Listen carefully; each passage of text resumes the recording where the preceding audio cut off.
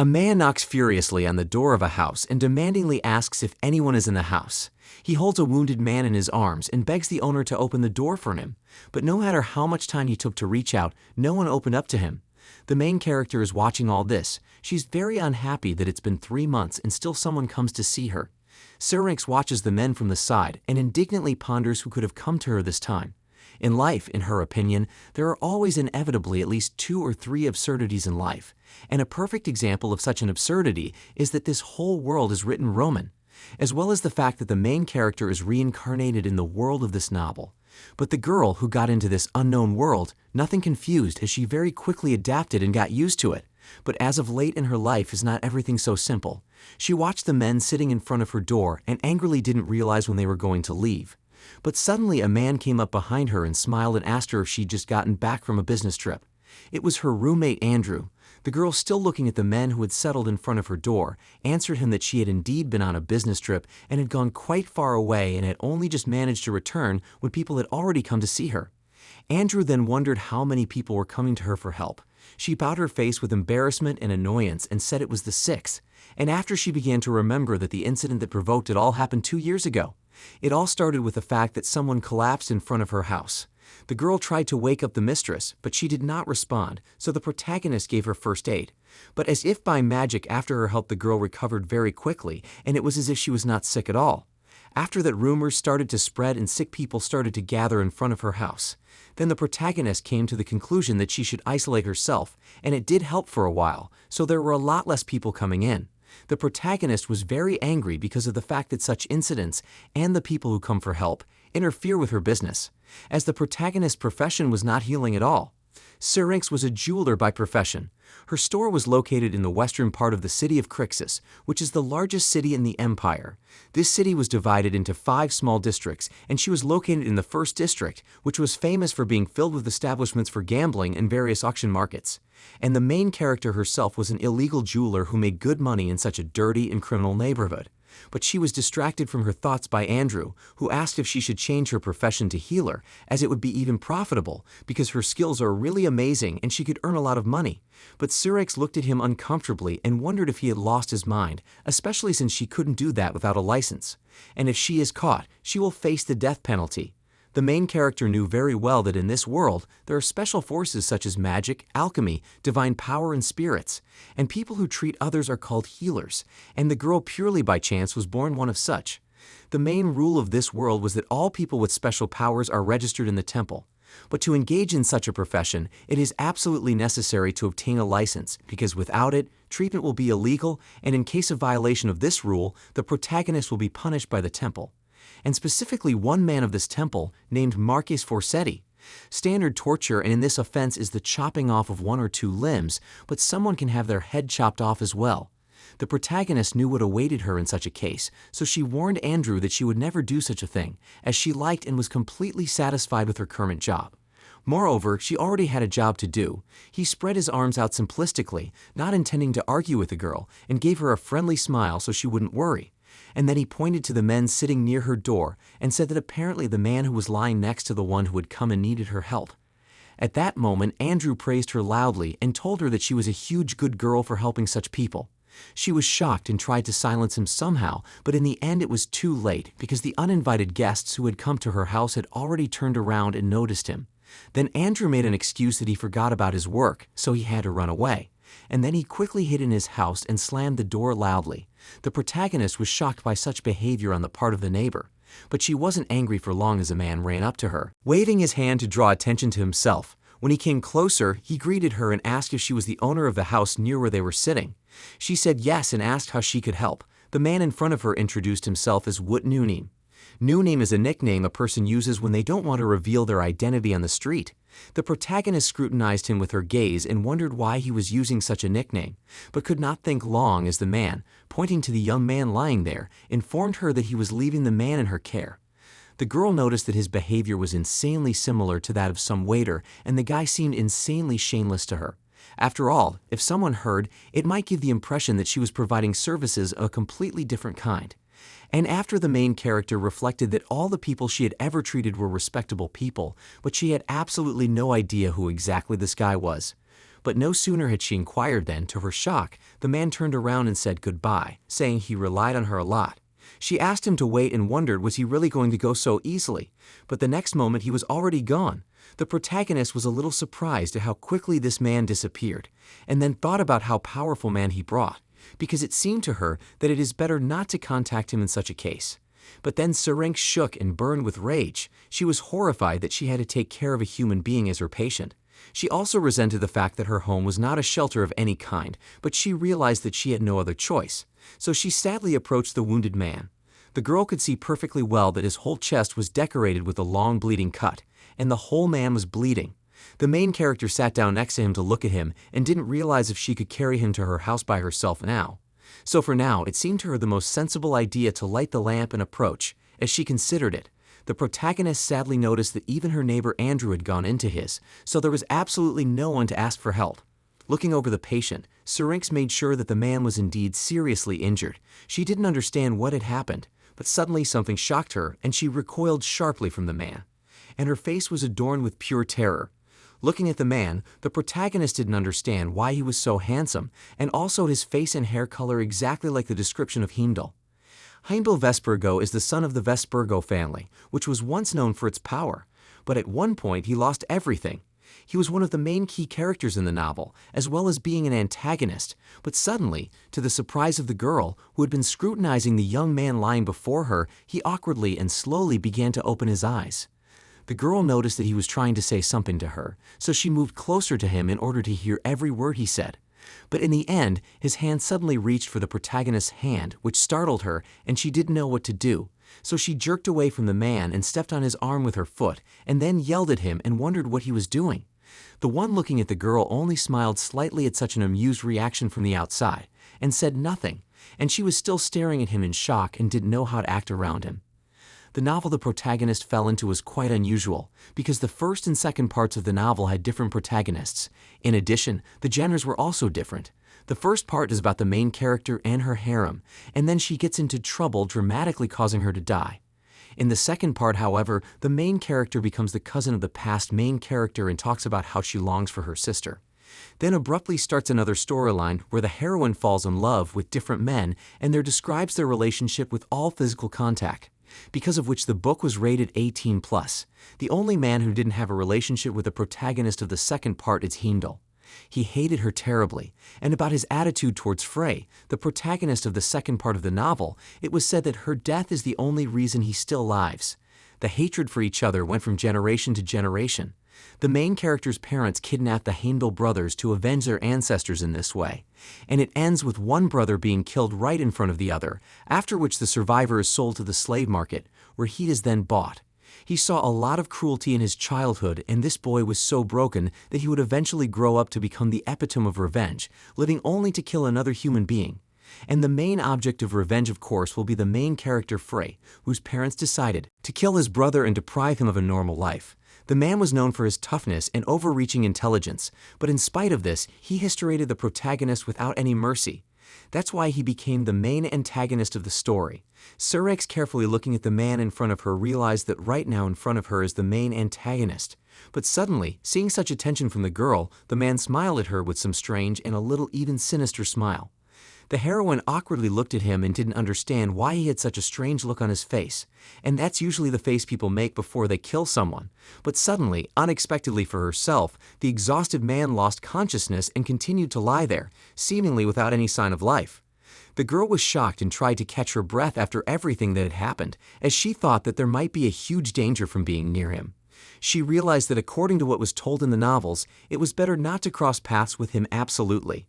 The girl still did not understand why he was brought exactly to her house. She looked back and shouted, turning to the man who had brought him and threatened that she had memorized his face, so the next time she saw him, he'd be in trouble.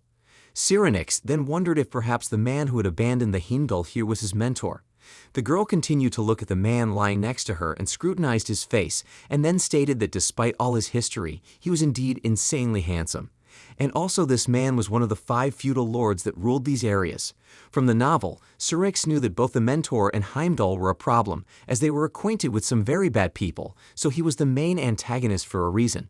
But after looking at his wound, the girl realized that looking at his appearance was only confusing her, so she started the treatment, and when she was done, she took her bag and lantern and decided to leave him here. But still, she covered him with a blanket to keep him warm at night. The protagonist sadly does not understand why she had such a fate and why she met him. She understood perfectly well that it was better not to cross paths with this antagonist at night, but she could not help it. So she went to the handsome rascal's house and told him she'd given him first aid, and in the morning they'd decide what to do with him. Several hours passed, and eventually the protagonist and her roommate were very tired and clearly not happy, but still managed to drag the man to the bed where he was now covered with a blanket. Andrew stated that this was the first time he had ever seen a man larger and heavier than their merchant. The girl would make no reply to such a remark from her neighbor and simply seated herself on a chair opposite the lying wounded man. She began to braid her hair in order to get down to her work, and then leaned over him and checked to see if he was alive and all right. But suddenly she was knocked out by a voice. It was Andrew, who turning to Syrinx said that the people she had saved before were all powerful people, and then smiling rather smilingly informed her that she could close her store and pick one of them and just get married. But so stated that they were all women, and then sarcastically smiled and said that of the people she had saved, there was the head of the Assassin's Guild, an evil merchant, an aristocrat who kidnapped people from the action hall, a knight who turned a blind eye to the crime, a gloomy black enchantress. And after all the now smiling informed her that to her great regret, they all liked handsome men.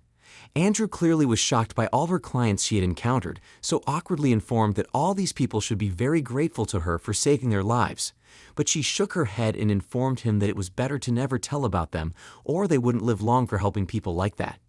Hearing this, Andrew almost choked on his sandwich that he had eaten before, and then he winked at the protagonist and told her that despite her past clients, she finally had her first male patient, and a pretty good one too, so Syrinx could take advantage of that.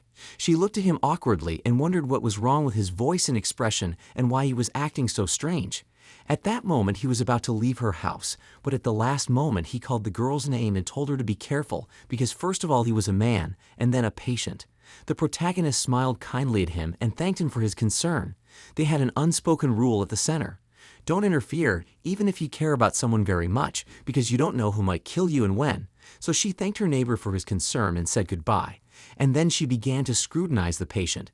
She was well aware that to cure him she would have to take off his clothes, but perhaps he had a knife somewhere and not recognizing her, would try to attack and kill her. But suddenly she was taken out of her thoughts by the groaning of a man who seemed to be waking up. The protagonist was surprised at this sudden awakening. As soon as the man opened his eyes, he asked for some glasses. The girl had been watching him all this time, not daring to interfere and just waiting for him to speak to her. Then the man looked at her awkwardly and stammered an apology, and then asked who she was. The girl who was trying to act crazy nice to him said that yesterday he fainted right outside her house, and that's why she decided to save him. But suddenly, out of the blue, a man grabbed her by the shoulders and started shaking her in a panic. He, with a very frightened face, informed her that he had done so completely by accident and had not meant to make her uncomfortable at all. Afterwards, in a panic, he asked if he had done anything strange. The protagonist was watching him excitedly, and afterwards she raised her hands and explained that since she herself was very tired yesterday, she had decided to leave him outside the house, and so she apologized and tried to explain that she could not have carried him into the house alone. And afterwards she said that he was holding her by the shoulders a little harder than necessary, and that was why she was in pain. He recoiled in horror at the protagonist after screaming and awkwardly apologizing for hurting her. And afterward, with sadness in his eyes, he admitted that he was still out of it and explained that he gets very strange at night. The protagonist assured him that everything was fine, and afterward decided to wonder if she should treat him. Pointing with her hand to his full chest wound, said that she had given him first aid, but the wound should not be left like that, as it could become infected. He agreed to accept the protagonist's help, and she asked him to undress. He would have been shocked by such a request, but the protagonist tried to make the sweetest face and said that it must be done if he wants to help him heal. He blushed a little from embarrassment, but she kept silent not to argue and then began to slowly remove his clothes. The protagonist awkwardly watched this and realized that now this man was listening to her every word, and he had a good character and appearance to top it all off, like the typical protagonist he was. But the readers gave him his nickname for a reason. Because he acts like an innocent sheep by day and a pitiful wolf by night, they called him Jekyll and Hyde. In other words, Heimdall has a split personality. The reasons why the main character tried to stay away from Heimdall is that he had his dark side, which always woke up only at night, and the man's character changed so much that even the color of his eyes became different. But she was trying not to show it now, so she asked if she could examine him. And then she approached him and began to look at his bandaged wounds. He only raised his hand so as not to interfere with her examination. All this time he awkwardly watched the girl, who at the time was thinking that the man had an insanely handsome figure, so much so that she wanted to touch it. But suddenly the Heimdall awkwardly wondered if she was too close to him. The protagonist was surprised by this question and opened her eyes and looked at him. Afterwards, she said that it was very normal for a doctor and his patient, and asked if he thought otherwise. Heimdall became dejected and apologized for his remark, and afterwards said that he had had the wrong thoughts for a second. The protagonist covering a smile at such a nice look, Heimdall thought that she would very much like to hear what he was really thinking. But anyway, the protagonist thought that now Heimdall had blue eyes, the color of a jewel, and in those eyes there is a lot of unknown, as if in the sea, and he literally embodied the image of a confused man who holds back everything in himself. That was his description from the novel, and this innocent beauty attracted so many people. At night, his other personality would wake up and all innocence would be gone too. The protagonist knew this, but decided not to think about it for the time being, so she smiled sweetly at the young man and asked if she could ask him for something. He scrutinized the girl in front of him and asked her what she wanted to ask him. But then he heard a very unexpected question. The main character asked if she could touch him. He looked at the protagonist with embarrassment and awkwardness and could not find the strength to answer. And then he asked her what she meant and why she was saying such things to such a country. But Syrinx, pointing at her hand, explained to him that she could only heal people through touch, so she wanted to ask and inquire from him beforehand. When the thought of how deluded he was entered his head, he awkwardly covered his face with his hands and apologized for reacting that way. And afterward, still awkwardly and embarrassedly informed that he wasn't used to socializing with the opposite sex, so he kept making very stupid mistakes. At that time, my girlfriend took something out of her bag and started to reassure the man, saying that she didn't see anything wrong with his reaction, and afterward explained that he would have to be patient for a while and try to keep his cool. The man asked excitedly, "What are we talking about?" Then the protagonist explained with a smile on her face that she wouldn't want him to cry, since during their time together she had noticed that he had quite a whiny temper. Then the man awkwardly looked away and afterward asked the girl not to laugh at him about it, but she assured him it was okay. Then I brought my hands closer to his body and began kneading the stone I had previously pulled out of my bag. And after concentrating as much as possible, she let her mana into it, causing everything around her, as well as this little gem, to shimmer and shine brightly. And the wound that was on his chest began to heal more and more with each passing second. Then the man, shocked looking at his body, realized that all his wounds on his body had completely healed, and he was really surprised at such an outstanding ability. When the girl, tired, sat down in her chair, the man asked if she was a healer, but she smiled and explained that it wasn't her official job, as she had just healed him illegally. Afterwards, she asked him not to tell anyone about it and thought about the fact that the Heimdall's wounds were quite deep, so it took an insane amount of mana, but still calmly explained to him that non-legals face the death penalty and she really didn't want to die in agony, so she asked him not to tell him about it. And then she said with a sly smile that he should consider that the temple also punishes people who are treated by illegal healers, and such people have their tongues cut off. And afterwards, she thought that even if he thought to tell about it, he would most likely have his tongue cut off.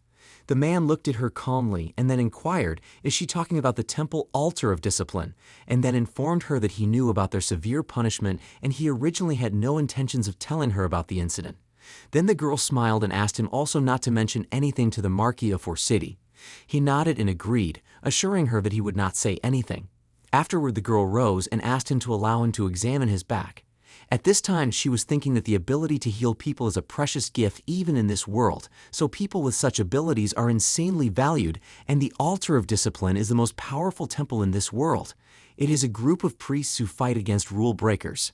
The head of the family is Paladin Yuvan Forseti, dubbed a hero in the Empire. As for Yuvan Forseti, his obsession with the protagonist of Part 1 spilled over into obsession with the protagonist of Part 2, and it was aided by Frey's healing powers. After the first heroine died, the second gained the powerful power of healing abilities. In other words, the healing power aroused this man's interest. But the protagonist, despite the rarity of her ability, was not at all happy about it, as she heals people by extracting magic from gems. Such a method of healing was insanely rare, and therefore, if she was caught, the temple could deliver a rather severe punishment. By the time her musings were over, she informed Heimdall that she was done with examining his back. and after watching him get dressed, she thought that she was glad she was in such an area that even if they found out she had broken the rules, it would be hard to find her, and as long as no one had come for her yet, she could do what she had done before. The protagonist's gaze was fixed on the dressed man, and she began to look at his body with a kind of excessive curiosity and enjoy it. But afterward, she thought she should ask if there were any other things that might be bothering Heimdall, but he smiled and said that he felt fine, thanks to the protagonist. Then she pointed her hand toward the front door and informed him that he could go to his house in complete peace. He nervously fidgeted and said that he should thank her, but she had already taken him out of her house and told him that there was no need to thank her. He still tried to convince her that they should at least say a proper goodbye, but with a smile on her face she pushed him out the door and told him that they could say goodbye when he left her house. And then I closed the doors and shouted goodbye to him.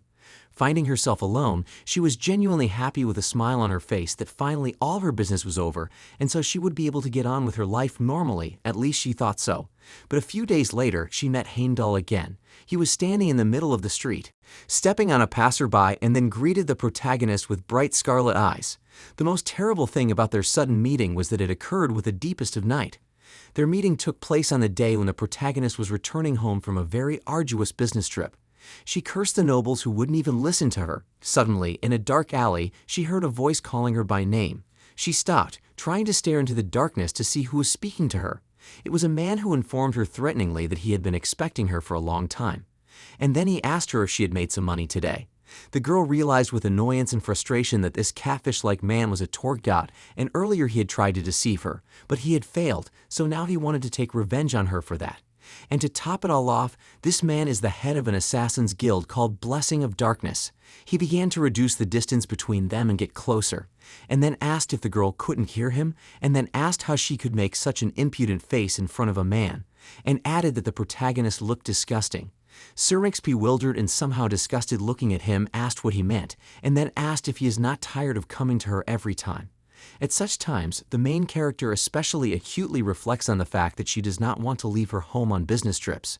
Then Torki, approaching her, informed her that the girl could not count on her guard, as he had thought it over and already knew that he would not be there, and it was Friday in the middle of the month. The protagonist fumbles for the gem in her pocket and thinks that the knights aren't really patrolling the neighborhoods today, since they're drinking in a bar, and it looks like Torki has been waiting for her all this time. But she didn't show it and just smiled, then asked did he really think that she would rely on the guard. And then with a smug smile she added that she hadn't thought about it at all. And then with an evil and contemptuous smile she said that she had only thought about one thing, and that was that the man was a brainless freak, and he was really nothing because he had nothing attractive. He shouted furiously, and then informed me that bitches like the protagonist only become docile when you beat their pretty face. The heroine scratched his ear and wondered what he was saying because he was too hard to hear. Afterwards, she asked him why he was so excited and warned him that shouting would not get her. And afterward, she smiled gloatingly and informed him that apparently Torki was also shorter than Syrinx in height and was insanely small. The main character didn't stop there and approached him and told him that his brain was as small as he was, and that's why he was so stupid to come straight to her. Then Torki couldn't stand it any longer and reached out his hand to grab the protagonist by her clothes. She was shocked and tried to pull back and free the stone from his hand to defend herself. But at that moment, out of nowhere, a Heimdall appeared, wounding the attacker and standing behind the protagonist, trying to protect her, and then asked, "What is going on here, especially at such a late hour?" The protagonist in shock looking at the man next to her and did not understand how he was here and why, but so far did not ask these questions. Torki tried to attack the Heimdall and punched him, asking who he was and why he was interfering in a conflict not his own. But Heimdall was not so simple, so he knocked him down with one easy maneuver, after which he lay face down in the ground, and Heimdall just looked at it with a smug face and smiled. The man screamed in pain and then replied that this man had absolutely no need to know who he was and threw a knife at his hand, which pierced through it.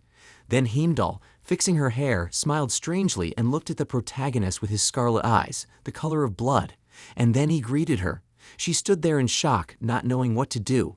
Her heart was beating very fast with some sense of danger. Then Chembla moved closer to her, a few centimeters from her face, and said that for some reason he thought the girl should know him. And then he stated that, if his guess was correct, the girl should also understand why he had come to this particular alley. Afterwards, he smiled and told the protagonist that she told him the full picture of what had happened, he wouldn't kill her.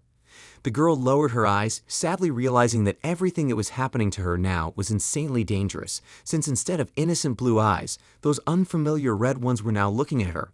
She shifted her gaze confidently to the Heimdall and realized that she seemed to be in serious trouble. She immediately remembered the lines from the novel that described the man, "Even if you give me everything you can, I won't take it, because the only thing I want is your throat cut." The protagonist realized that this was the Heimdall of the night, who only did crazy things.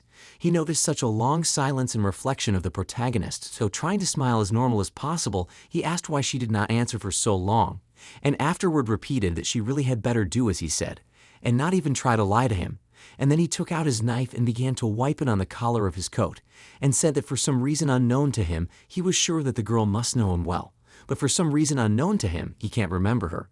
The protagonist was looking at him carefully, trying to get into a fighting stance so that she could defend herself in case of an emergency, as she was confused by the fact that he was still holding the dagger in his hands.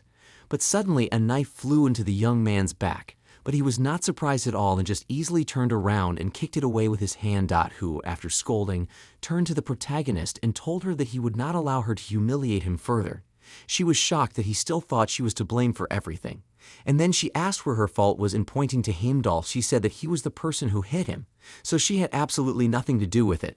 But Torki, angrily yelling and swearing, saying that he was sure that it was the main character who had bewitched this man in order to bring him here and make him hit him, looked at him in horror and wondered how such an absurd idea had ever entered his head. But the man continued to cling to his subordinate, swearing and threatening that Syrinx would definitely pay for touching a member of the Blessing of the Night. But the protagonist paid absolutely no attention to his empty and groundless threats. And after analyzing everything that happened, she said that she did absolutely nothing to him, so even if he asked, she still would not touch him. And then smiling gloatingly informed him that he was a total freak. Seeing this side of the protagonist, Heimdall smiled and laughed heartily as she continued.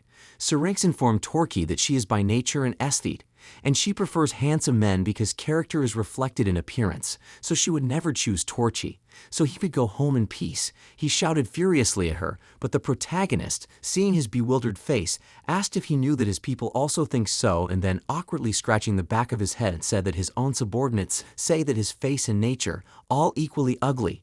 He tried to break out of the subordinate's grip and ordered him to let him go so he could kill the protagonist. But he panicked and shouted that it was about to get light, so they had to leave as soon as possible. The protagonist, seeing such an insignificant man, waved good-naturedly and then informed him that he could leave while he was still able to walk on his own two legs, and then smiled wickedly and wondered if he wanted to get his ass kicked this time. He was very humiliated and insulted and informed her that the protagonist would not be able to be mean to him forever, and he would definitely beat her face in someday, and send her to the 5th district for sale. But she sensibly remarked that he should live to see it. It took a while for the subordinate to lead his swearing boss away, and the girl was finally able to breathe a sigh of relief as she watched them go. But suddenly she was approached by Heimdall, who smilingly informed her that the protagonist was a rather cold-blooded girl. She looked around her and realized that there was absolutely no one around them, so they were alone here now, and even if anyone had heard her screams, no one would have interfered. The man pointed the knife at the girl and informed her that before asking her name, he would like to know what kind of relationship she had with that man. The protagonist scrutinized Heimdall's face and realized that he decided to kill her. He would do it without a second thought and very easily. But he didn't seem in a hurry. Bringing the knife to her face, he told her that she should answer his questions just the same, and then leaned over her ear and whispered the question that interested him, namely, why the girl was always running away from the answer, because he wanted her to tell him everything. Then she, trying to hide her fear, inquired what exactly he was interested in, but the latter replied that he wanted to know how they knew the girl. Seeing the strange reaction on her face, he explained that he lives on the run and doesn't see much of anyone, so it was very strange to him that the girl knew him. And then leaning over her informed her that they should go inside and talk, where they had an insanely long conversation ahead of them. After a while they did head to a room away from the rest of the people, and then Heimdall, scrutinizing the protagonist's face, said that he wanted to know about their memories together, so suggested that they start talking as soon as possible. The girl eventually told him everything, and then Heimdall decided to ask if he had understood correctly that she had saved him. She agreed and then looked at the man sitting across from her, watching her carefully.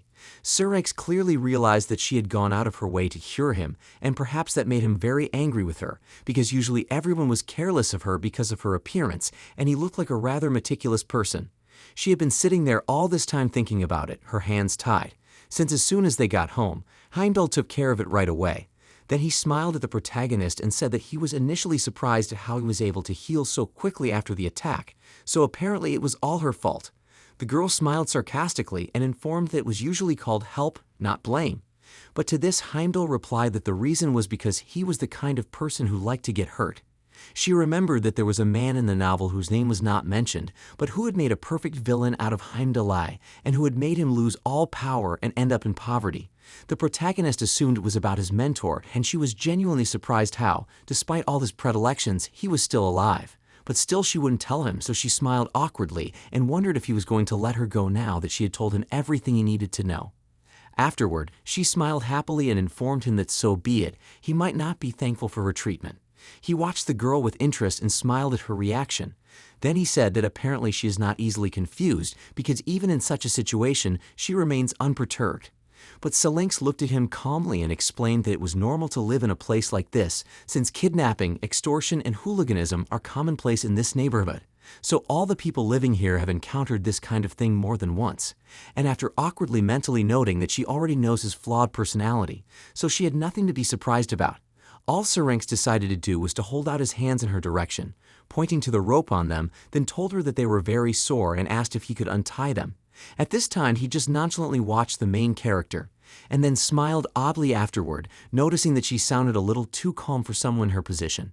At that moment, something evil gleamed in his eyes and he asked, "Is she really so sure she won't die today?" and then rose to his feet, surprising the protagonist very much.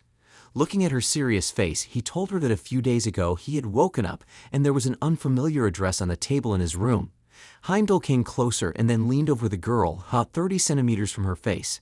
He began to scrutinize her emotions and told her that he was a very curious man. The girl did not avert her gaze and only reflected on the fact that he was very bright, whether it was in the day or at night. But during the day he did not make any unnecessary movements because he had no confidence at all in his actions. The Heimdall personality doesn't remember the other personality's memories. So, day Heimdall doesn't remember what happened at night, and night Heimdall doesn't remember what happened during the day. And when one of the personalities wakes up and something happens that it doesn't know about, Heimdall becomes very sensitive.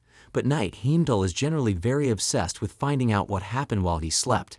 She awkwardly noticed, gazing into his face with the most unemotional gaze possible, that this part of his nature was the part that could end up being insanely bad for him. She had just returned home today, and the daytime Heimdall must have wanted to meet him, but couldn't because she was away. But then the wrong Heimdall came, and the nighttime Heimdall must have made the decision to come to her, but Syrinx was obviously worried about why he was doing this. She could see that the man was clearly interested in her, but she still couldn't find out what it was that interested him and what the reason was that he didn't kill her right away and tried to make a show of it. To her surprise, the man rolled up the arm of his coat and then stated that apparently Syrinx was an illegal healer. At this point, the girl screamed in horror and ordered him to stop. She was shocked and didn't understand why he was doing this to himself. Heimdall smiled smugly as he made a wound on his arm, cutting his vein with his dagger, and looked at her carefully, and then asked if she could handle something like that and if she could heal him. She gave him a very unhappy look, then smiled and called him crazy. Seeing his scarlet eyes full of doubt, she immediately, why is he doing this? Because Heimdall wants the protagonist to prove the truth of his words, but she was still worried about why. She looked displeased at the bleeding Heimdall and told him that, for his information, her abilities were insanely expensive, but he only smiled and then asked why the main heroine decided to help someone like him. To awkwardly lowered her gaze and informed him that it was due to the fact that he was acting as differently as possible. Then Heimdall wondered if, while she was healing him, the day Heimdall had said something to her. Heimdall told her that the daytime Heimdall had told her that he was acting a little strange at night. The man laughed and then informed her that he hadn't lied and it was true. After that, he moved his hand closer to the protagonist. The one looking at his blood dripping from the cut, she thought that, despite treating people, she was still uncomfortable to watch. But still, not wanting to waste any more time, she started the treatment and light turquoise mana glowed around her hands, which completely enveloped the wounded area. It was obvious that the girl was very concentrated and she was clearly uncomfortable looking at his wounded arm. Heimdall looked at the place where the cut had been, smiled wickedly, then looked at the heroine and asked how she had managed to heal him so easily. She kneeled and looked at it unhappily, and thought it was high time he let her go and went home himself. But at that moment, to her surprise, the man approached her and afterwards apologized to the girl if he had frightened her earlier. He took a couple more steps and was only a few centimeters away from her face, and smiling at her with a completely different smile, he told her that she was very interesting because she was the first person who had ever sat so calmly when he was threatened. At such a remark, the man smiled and said that she was the first one to say such things to him, and afterwards said that apparently the reason was that he killed others immediately. This addition to the answer itself made the protagonist tense up and look at him unhappily, waiting for some kind of explanation or something else. But he looked with his scarlet eyes straight into her soul and smilingly asked what she thought about it. She was initially silent, not knowing what to say, but afterwards she sincerely told him that she couldn't give him a specific answer, and she had no thoughts on the matter. But then she looked at the smiling man, who no longer looked so aggressive, and said that somehow she thought that if he wanted to kill her, he would have done it right away. At this point, her gaze became more serious and stern, and then she said that Heimdall was not the kind of person who would hesitate long enough to kill someone or not. At that moment, the ropes fell from her hands, and she looked at the worried Heimdall in front of her and told him that she was sure he was the kind of man who liked to take an opponent by surprise. He was clearly surprised at her words and at how she had so stealthily escaped from the ropes he had so carefully tied around her arms. He seemed to have some respect for the protagonist in his eyes.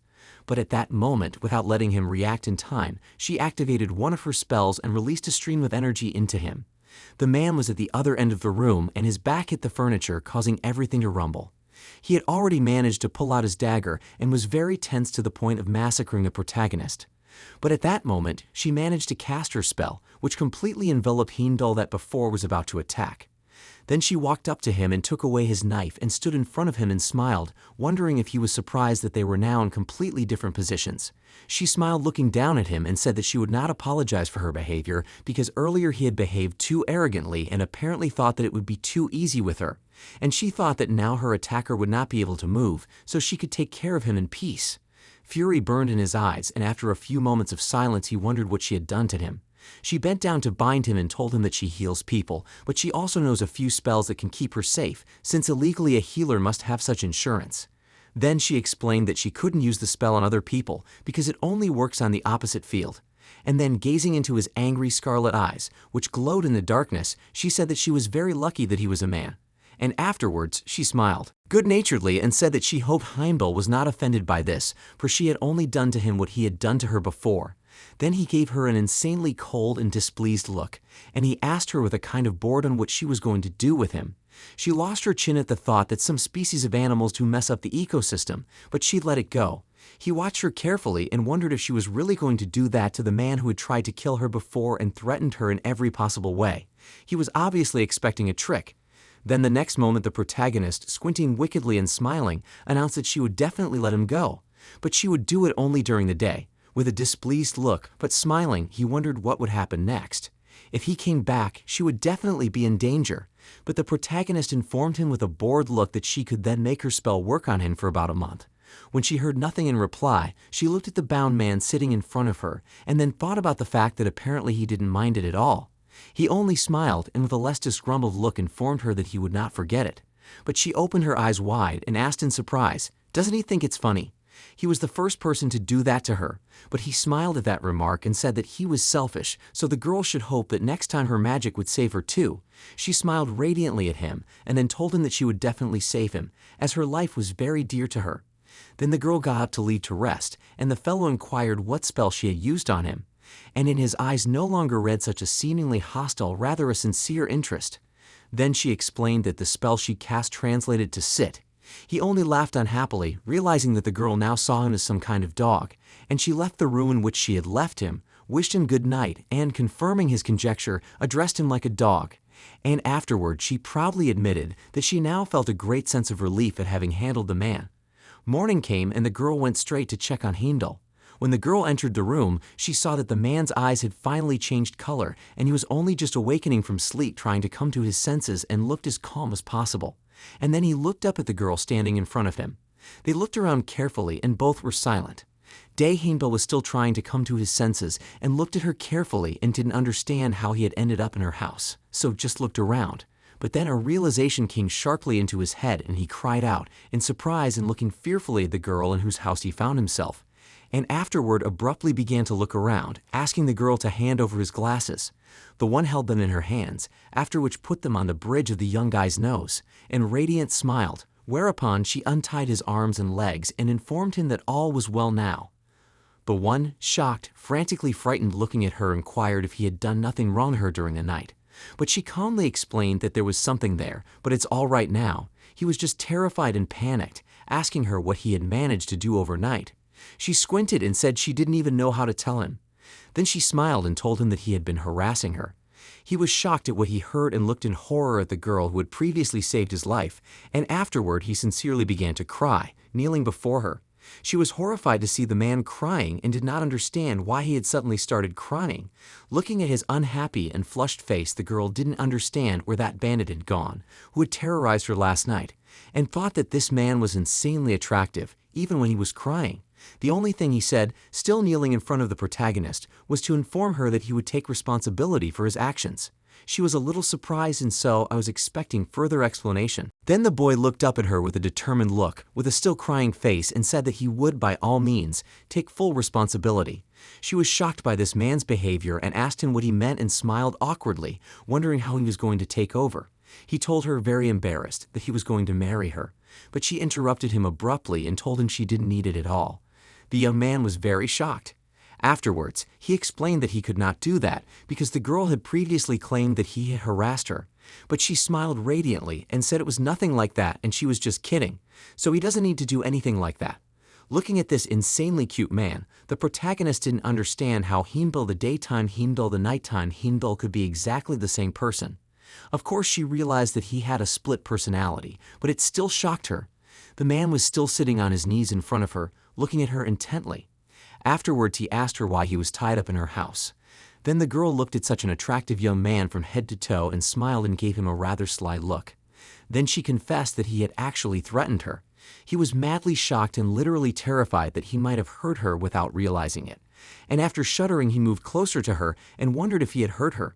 Surank said that he couldn't hurt her, but he had a dagger that he threatened her with. Even so, she had some skills that prevented him from hurting her. Girl recalled that she had to learn these skills because in the neighborhood where she lived there were 3 categories of people who needed to be extremely careful. They were women, the elderly, and children. But the question is why some people don't want to leave here. In fact, the whole point was that they have their own benefits from living here, so bragging about it is totally unnecessary. The girl explained all this to the boy to make him realize that in this area everyone has to learn something like this to survive. But looking at the man listening attentively to her, she was surprised to see such an attentive gaze. He then moved closer to her and asked if she could help him this time too. She was quite shocked at such a sharpness on the part of this shy young man, so she asked excitedly what he meant. He explained that he realized how unscrupulous he was after what had happened. But if she agreed to help him, she would do anything. But she put her hand in front of his face and told him that he should calm down as soon as possible. The girl mentally admitted that she was not used to seeing Heimdall so confused, but she needed to teach him a lesson that no one could be trusted so easily. Surank said that she would definitely listen to him, but that she tried to stay out of the affairs of those she treated. Afterwards, she said that she wanted nothing to do with the man. He was obviously very upset after she told him that. He lowered his head and was obviously thinking about something sadly. Then he looked up with a calmer look and asked to hear what had happened during the night. And he said that his identity during the night was not himself at all. The girl asked him again in surprise, scrutinizing his face. Then he continued that he didn't quite understand how to explain it, but day and night don't know each other's memories. Of course, the protagonist knew it perfectly well from the novel, but on no account was it to be shown to the young man. So she played off her surprise and thought she wanted to hear it all from his lips. Then Heimdall sadly reported that what was happening at night he could not describe and also no way to stop it. Then the girl asked if his condition was connected with the fact that on the night when they first met he was covered in blood. He confirmed her guess. Then he fainted and wondered if there was any chance that it was the night Heimdall who had asked to be brought to her. He nodded and said that apparently it was his confidant, and afterward he wanted to give his name. But the girl put her finger to his lips. The man stammered and stopped talking in surprise. The protagonist smiled at him and told him to stop. And afterwards she thought that in her situation it was better not to know at all than to find out something unnecessary and then get into trouble. She looked affectionately at Heimdall and informed him that he might not tell her. He was embarrassed by such a small gesture on the part of the girl, according to nodded and lowered his head in embarrassment. Then asked, does the main character dislike him so much? She didn't understand the essence of this question, and so she asked in surprise. Then he asked with embarrassed fingers, does he really look that bad? Heimdall explained that Syrinx had said earlier that she didn't want to get involved with him. She was surprised that such a phrase had hurt the young man so much and watched him in shock. He confessed that he was a little sad to hear her say that because he hadn't thought he was that bad before. And afterward he told her emphatically, red with embarrassment, that he wasn't really as bad a person as she might have thought. The girl saw his embarrassed face and thought that it was unlikely that he could be so easily embarrassed just because of what he had said earlier, and after a sly glance at him wondered what he was really thinking about. At this time, Heimdall awkwardly admitted that he didn't know why he was in this place at all since he couldn't remember anything, but he was truly sorry. Then he moved closer to the main character and looked at her. And then he wondered if he came back to her again, she would be able to heal him again so he wouldn't die. He informed her with a sad puppy dog look that he would repay her at absolutely any cost. But she touched his lips to stop him from saying such a thing. She told him that such things should not be said so carelessly, for in this alley one must be especially careful with one's tongue. The protagonist further informed him by running her fingertips across his chest that he might be asked something completely unexpected for his services in this alley. He was very embarrassed by this behavior and wondered what the protagonist meant when she said something special. The protagonist smiled radiantly and asked if she could ask him to repay her with his body. He pulled back sharply until his back was against the nearest rack of books. Then he asked why she shouldn't ask him to do some physical labor, since he was good at it. But the latter sensibly remarked, looking him over, that she didn't really believe he was that good at physical labor. Then he was awkwardly embarrassed, and fixing his glasses and averting his gaze from the protagonist, thinking of what else to suggest, and he couldn't accept that he would actually have to do it. Then the protagonist, looking at him, carefully informed him that a lot of bad things happen in this neighborhood, and afterwards she thought that there was a very high probability that a handsome guy like Heimdall would be sold into slavery in the 5th district. And no one would behave innocently with him. So Heimdall, who experienced slavery as a child, can't forget this neighborhood, so it's likely that in a couple of years this market will burn to the ground. On afterward, she clapped her hands and reassured him that earlier it was all just a joke, and she would do as he asked. She smiled as much as possible to make the guy stop feeling so scared, and it seems that he did, because his worried look was no longer one of fear, and he looked at Syrinx with joy and gratitude, and then wondered if she'd help him. She cheerfully informed him that she would continue to treat him, and at that moment the man's eyes really shone and he became very much like a little puppy.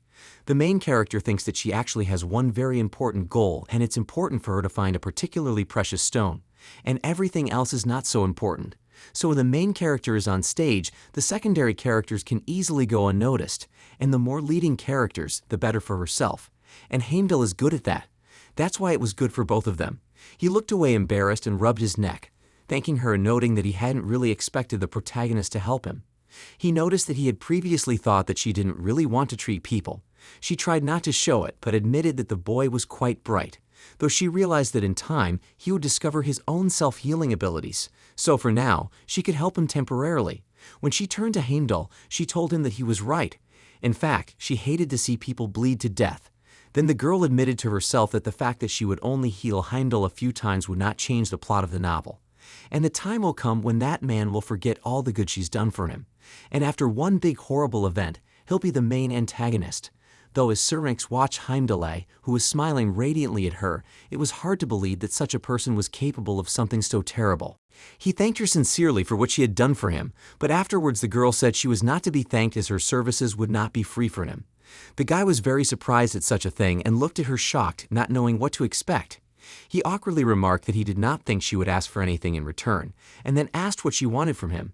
He awkwardly noted that not at all and that he was ready to help her.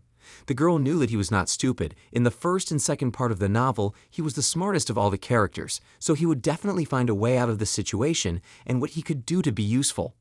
Then the man surprisingly said that he had a good enough appearance, with what the protagonist agreed. Then he continued that in addition can cook and he has a lot of money. She smiled at him and told him that she had enough money too, and she wasn't interested in his beauty. She wasn't interested in cooking either, as she bought all the food from the neighboring house, and it was quite inexpensive. After the girl began to rise from her knees and reflected that it was insanely hard for her to believe that such a man was the chief antagonist of the Roman in which she now lived. And then she turned to Heimdall and told him that she was not sure about his intelligence, and coming closer to him and touching his face, she said that she was not sure about his appearance either, but she thought it was better not to pay attention to something like that. He was very embarrassed by the attention from the main character, but his eyes lit up when he noticed something. Rising abruptly to his feet, he pointed to the far wall and fixing his glasses informed her that he could help in her bookkeeping. And then he pointed to the far board, where the papers with calculations were hanging, and squinted and said that there was a multiplication error in the middle of the calculations, and there should be 9097, and also that it was much more convenient to solve such things vertically instead of horizontally. She shifted her gaze from the man to the board and back again in shock, and then wondered if he could see that far. She was truly stunned by such abilities. Then the protagonist asked why he needed glasses in that case, but then told him not to answer and went to the rack with calculations.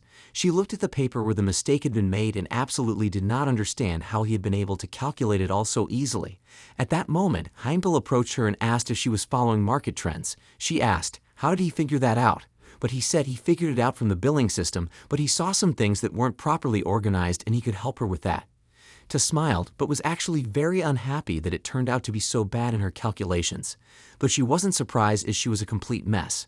But afterward she shifted her gaze to the enthusiastic man, who informed her that he would definitely help and handle this with ease. The protagonist just thought that she's really not very good at it, so she could give him a job like that. So in other words, he'd be her bookkeeper and secretary. Then Syrinx thought deeply about whether she was comfortable with the idea, while Heimdall waited tensely for her answer. Afterwards, seeing her uncertainty, he smiled and assured the protagonist that he would work very hard and she would trust him in this. Seeing such enthusiasm on her part, she thought she now had her first regular patient. So she accepted those terms, but she decided to discuss what to do if he came to her at night. This was a serious concern for her, so she wanted to discuss it in great detail, as she would like to refrain from being stabbed every night. But the one smiled good-naturedly and informed him that night Heimdall could easily be knocked out with something. And after smiling, he began to tell her that it was convenient to use a frying pan for such things, and it was desirable to beat with the edge. She awkwardly asked, how can you talk about such things so carelessly, because it's his body too? But after she agreed, but warned him that the treatment would be better during the day. The latter was very happy with this decision and glowed with joy and said that he would try not to do any harm.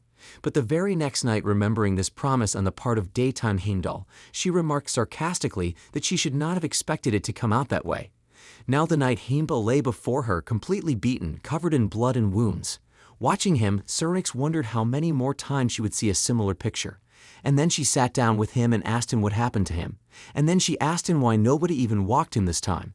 The one angrily observing and throwing lawsuits out of his eyes at the protagonist with a threat informed her that she had better stop talking to him in such a sarcastic tone. Syrinx could clearly see that the young lad was insanely ill and covered in severe wounds, and she even felt sorry to watch him. But still, she reported that the day Heimdall told her that the night Heimdall could be safely knocked out. He grudgingly remarked that this was utter nonsense and he could not have said such a thing. But she smiled and said that it was true, and that the day Heimdall had even advised her to hit him on the head with a frying pan. And then she remembered how it had happened and even said that they had chosen which frying pan to hit him with. He looked at her unhappily and wondered, did he really say that? The protagonist noticed that look and mentally admitted to herself that she wasn't going to do that to him, and then she thought that she only had one spell that wouldn't hurt him, so there was nothing wrong with wanting to have a backup plan. And then she looked him over carefully and asked him if he realized what state he was in, and asked him what his lifestyle was, because now he was crawling back to her with stab wounds and burns, and the protagonist was genuinely surprised that he was still conscious after such beatings. He was madly displeased with the girl's remark and looked at her angrily and, smiling as if he were crazy, told the girl that at such times it was better to say after the fight instead of calling something like that a beating. After all, he had never once before indicated that it was he who had been beaten. Tay was insanely unhappy with such a remark and said that she had come to that conclusion because he looked like a stray dog, and then asked him if he knew about logical judgments, because everyone will come to that conclusion when they see his wounds. But the man laughed and exhaled and informed me that not everyone did. And after putting his hand to his chest and looking predatorily at the protagonist, he reported that usually people ask where exactly he was shot, and besides, he didn't look like someone who could be beaten up. Then the protagonist, smiling, inquired about the daytime version of Heimdall, but the one sensibly noted that day Heimdall could only guess what he was doing, but he would never know for sure, and after an evil looking at the girl, he inquired what she already knew about him. She rewarded him with a serious look, awkwardly thinking that she had been too careless, and so he realized that she had what information. Seeing his angry and insanely displeased look, the protagonist wondered what was wrong with Heimdall's facial expression, because it felt like he was about to wring her neck.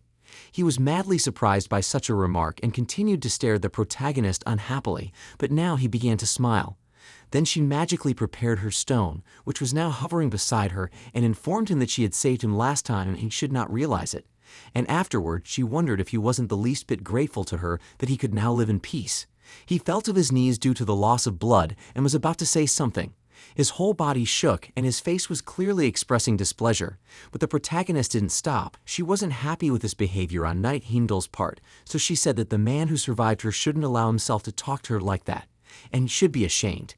And he looks at her as if she owes him something, though in this situation, with all that has happened between them, even if he bowed at her feet, it would not be enough to repay her for all she has done for him.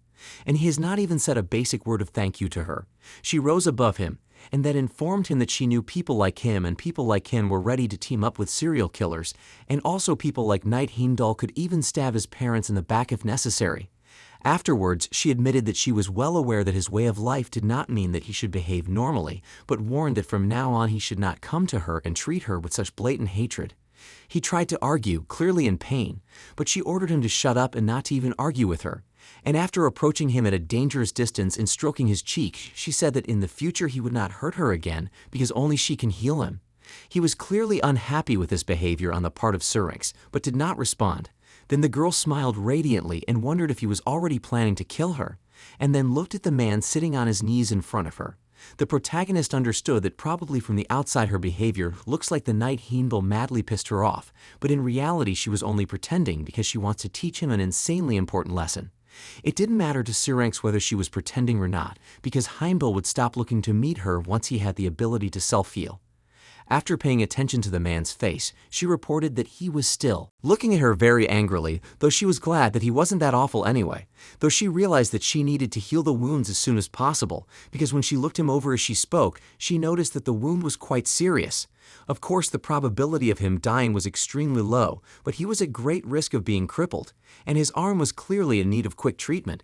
Then she took her rope and approached him and took hold of his arm. He asked her without the same hostility what she was going to do, and she said she wanted to tie him up, and then she explained to the stupid evil gentleman that she had learned how to tie up animals well. He looked at her unhappily, though his eyes clearly did not express the same fury as before, and he informed her that if Syrinx wanted him to kill her, then she should go ahead with it. But she made the sweetest face possible and wondered if he still wanted her dead. And then she looked at his madly displeased face, caused by her pretend cute face, and then she explained that he should think about it, for if he swung his big fist at her, she would scream very loudly in fear. And then she asked what would happen if she accidentally drowned him in the river afterwards, pretending to be madly surprised. She said if she tied him up like that, he'd never get out of it. The man smirked and told the girl that it looked like against her background, he was even more merciful. And there only laughed and informed her that, apparently, he was as merciful as the day he met her with a knife. Then he abruptly approached her at a rather obscenely close distance and informed her that her eyes looked like she was scared witless. But the woman pushed him away from her with a smile and wondered if he wanted her to be afraid of him, and then asked Knight Heimdall if he was some kind of pervert. He awkwardly exhaled and admitted defeat, failing to embarrass the protagonist. Then she began to treat his hand, which shone brightly with her magical power. Heimdall kept asking how long the treatment process would take. But then the protagonist reasonably explained that the treatment with gems is painful and takes some time, and afterwards she wondered how he could be so badly hurt.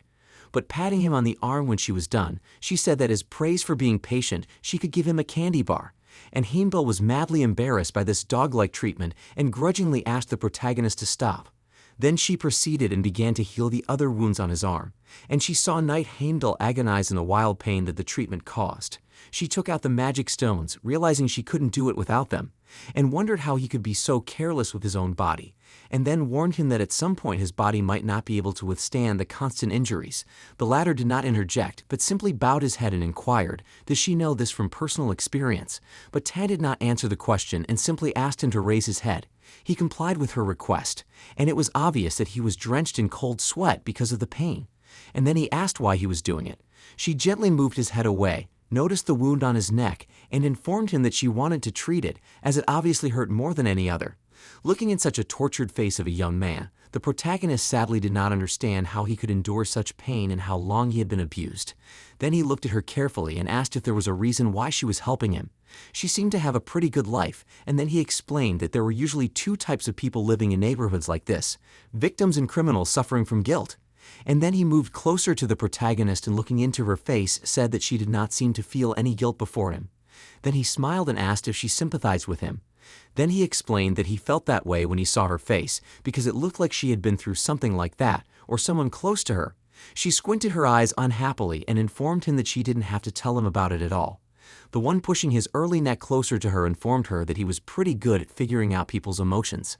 Syrinx grudgingly remarked that it would be nice to have him deal with her emotions after she finished her treatment. Eventually some more time came and she got up from her seat and said she was done, and then she started to go inside. She took hold of the door handle and realized that, unfortunately for her, something would not let her leave him outside.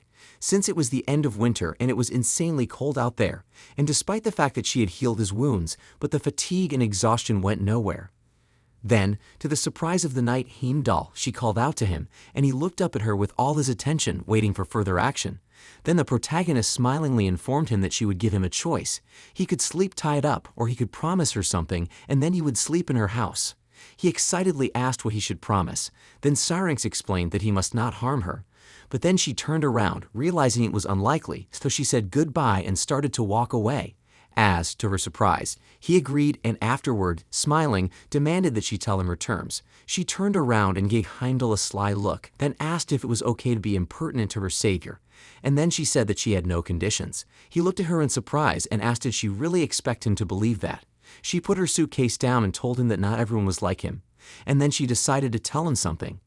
After that she said that, firstly, as Heimdall said, the main character has been through a lot of things. Secondly, the girl has 2 younger brothers and one of them was hurt because his father hit him and seriously damaged his eye. So after what happened, she can't look at people's injuries calmly. He listened awkwardly to what the protagonist was saying and couldn't find the right words to comment on it.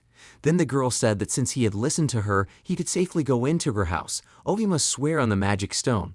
He bowed his head and awkwardly inquired, why would he do something like that? But the latter explained to Zliuka that he should repeat after her and say, from now on I will become a good man. The latter grudgingly inquired what kind of nonsense she proposed to say at him, and afterwards informed him that he would not do it. Then she remarked uneasily that, alas, she had not succeeded in changing the character of the knight Heimdall so easily, and then holding out the stone to him, she informed him that he must promise that he would not harm Syrinx in any way this night. The man whispered her name and smiled. After which the girl said that he could now enter her house with complete peace of mind. But before he did so, he asked what would happen if he broke his vow. The girl smiled and informed him that nothing terrible would happen, but she would just put him in chains. But if he kept his word, there would be no problem. Then she led him into her house and, pointing to the far couch, told him he could sleep on it. Then the man, wiping his face with cold sweat, asked if she was going upstairs and said that he would like her to stay with him tonight, since he could feel his body getting hot. But she grudgingly told him to stop talking such nonsense and get some rest. Heimdall listened to her words and quietly sat down on the couch. Then he turned his gaze to the main character and asked, isn't she going to go up to her room? But she calmly informed that she had mentioned earlier that she was a rather busy person, as money does not come to her by itself. Heimdall was still carefully watching her every move, but suddenly, the door to her house opened and there was a man on the doorstep. Then Lilacs realized that they had a visitor.